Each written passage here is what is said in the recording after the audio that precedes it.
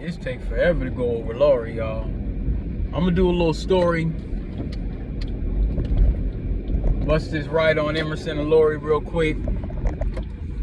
It's taking the longest time to get up out of the north side.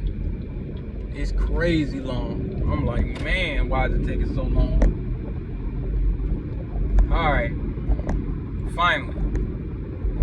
Go over to my brother Life Juices today. Grab me a little juice. He got an anniversary. See if I can make this a little better. Alright, so look. I got a quick story for y'all real quick, man. Real quick story. Oh, he looking good on them blades. That's a white boy on blades. Cadillac.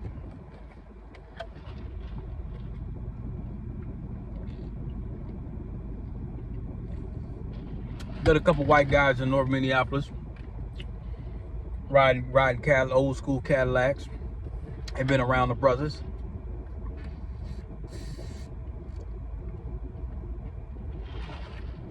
So what ended up happening was man,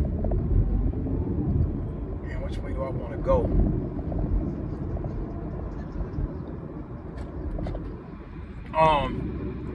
What ended up happening, I'm going back to 2008 at a company I worked at called Coloplast. Everybody out with their bikes today. They say like, damn, the air quality. You know what I'm saying? So I think I'm gonna get busted right. Yeah, I'm gonna get up out the area. Just jump on Washington real quick, cause otherwise I'm gonna be up here forever. So look, what I ended up doing is I was working a contract, and this was in 2008. This was around the time when I was working down on my first contract coming out of my 1-year internship at a nonprofit in Minneapolis. Now, this place that I worked at via Robert Half used to have me downtown Minneapolis doing a lot of the support. Refresh project more than anything. So I would replace the computers and I would do stuff like that. So now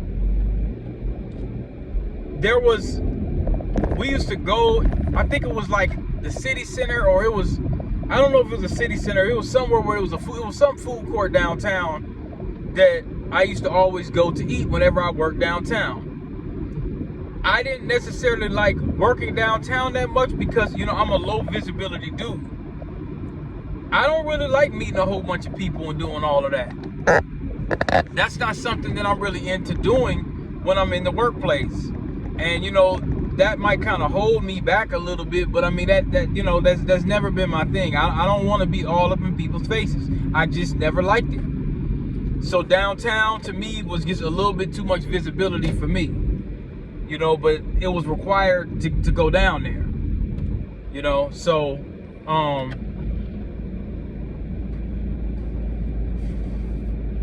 I used to try to work as much as I could off of West River Road, or I used to go to Vadnais Heights. That's where I used to go, because Vadnais Heights never got no support. They hardly never got no support. And so that's always been my thing, is to try to get out there, and then I could be low key and I could do my thing. You know, it's not a ton of micromanagement or whatnot.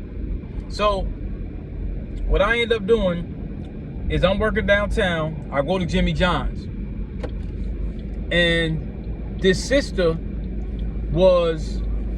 she was the only sister at Jimmy John's. You don't typically see a lot of black people here working for Jimmy John's. It's usually white folk. You know, it's not that often, and when you do see them, they're not working there that long. They're not working there that long, right? So when you see them, You know, because it's an environment. A lot of times, the environment is not, you know, it's just not the kind of environment they want to be in really too much. You know, typically, I just don't see them working there.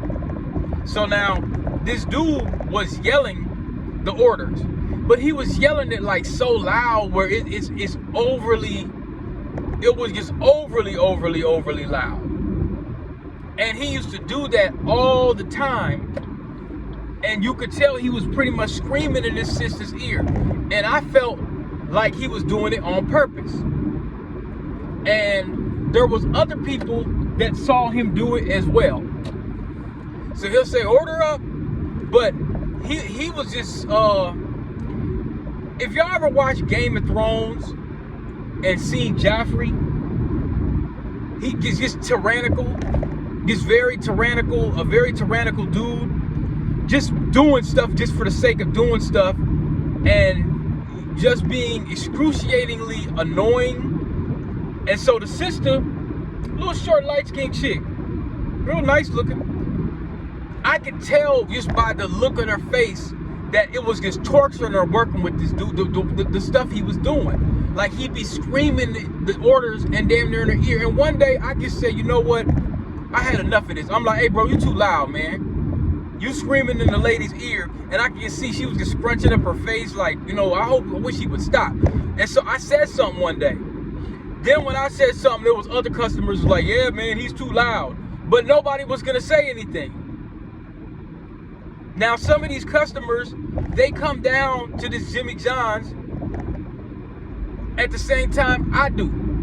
So I've seen some of these people that don't work in my company that work downtown. You know what I'm saying? And so whenever I saw the white dude, he just looked like one of them dudes, you could want to beat his ass.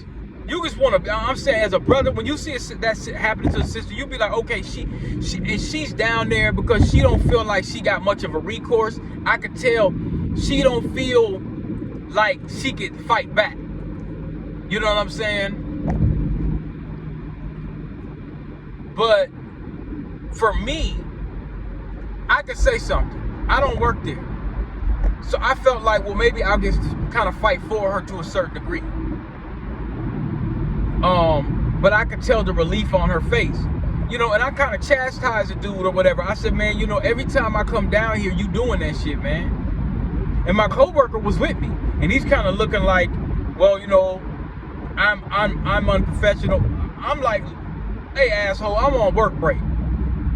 I'm not, this is on work. Yeah, I represent the company. But the thing is I have, number one, I haven't done nothing wrong. Number two, but I could tell he was looking at me like I shouldn't have said nothing. I ain't give a damn.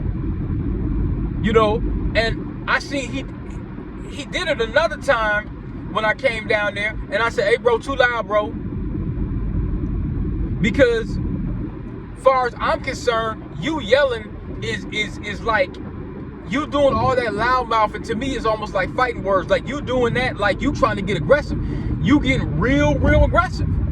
And you're supposed to be a customer service person, but you're yelling excruciatingly loud, just yelling these orders out, and you screaming this. I see how the lady gets winces as you screaming, and I wasn't gonna stand for that shit no more. I'll never forget that. I forgot that story to tell y'all. Something must be going on. I don't know if it's just something must be going on in Minneapolis, man. The traffic is horrible today. I don't know if everybody's trying to get out because the air quality is janky or whatever, but, and maybe, I don't know, maybe I'm getting older. I don't remember seeing this, and you know, it's overcrowded. You know, they made, you know, Minnesota's just it's a sanctuary city to hell. You know, so they done sanctuary the city, you know, so it's probably overcrowded. But maybe there's some construction going on or whatever the case may be. I don't know. That's what I'm thinking. So I don't know what route I'm probably gonna take to get back over north later, but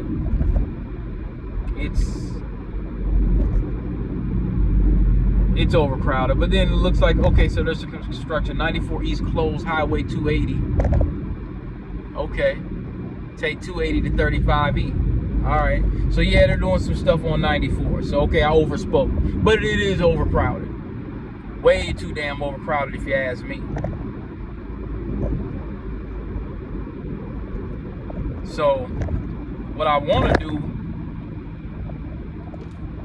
what I would like to do is I would like to get some footage for y'all of these roads I'm taking right now, coming through 94 and stuff like that, and you know, some of the little areas, so I could give you a little story, another story on that. Because I had another story since I'm going in that area, and I'm damn near wondering, should I just get off and show y'all the area? That's what I'm wondering. It was somewhere I wanted to bring y'all, but I don't remember where it is. I've been using a lot of memory on my iPhone, so I got to figure out a way to not delete all my photos, because I want to keep them on there. But this iCloud thing, it don't seem like it's uploading my photos and just storing them somewhere. It seems like it's still local on my phone. You know what I'm saying? Okay, that brings you off on Riverside. So, but yeah, man, when that happened with that sister, it just really rubbed me the wrong way. And he reminded me of that Trailer Trash Bob, that telecom dude that I worked at the very first part of my career. He reminded me of that dude. He wasn't a suspected race soldier. He was a confirmed white supremacist. The guy that was training me in told me he had all kinds of books and paraphernalia on Hitler. He had these weird little Nordic tattoos. I could tell he didn't like working for the director of IT, which was a brother. It was a brother, you know, but he was one of them kind of dudes where he didn't really want too much. It didn't seem to me he didn't want too much close connection, you know, to black folks. He was from New York, but because I could tell by the way he dealt with me. And now when I look even further as to why he was kind of acting that way,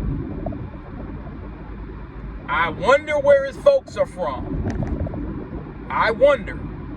Because I'm not sure, but it makes me wonder. I wonder where his folks were from.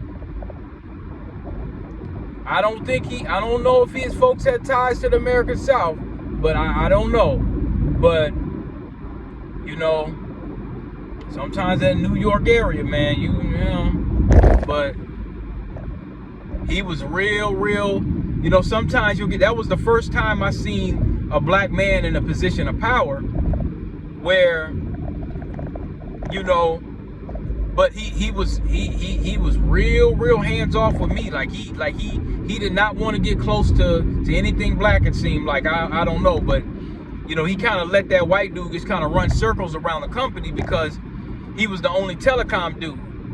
And then the white guy that was training me in, he made a specific comment one day. The same guy that I told you I went to lunch with, he made a specific comment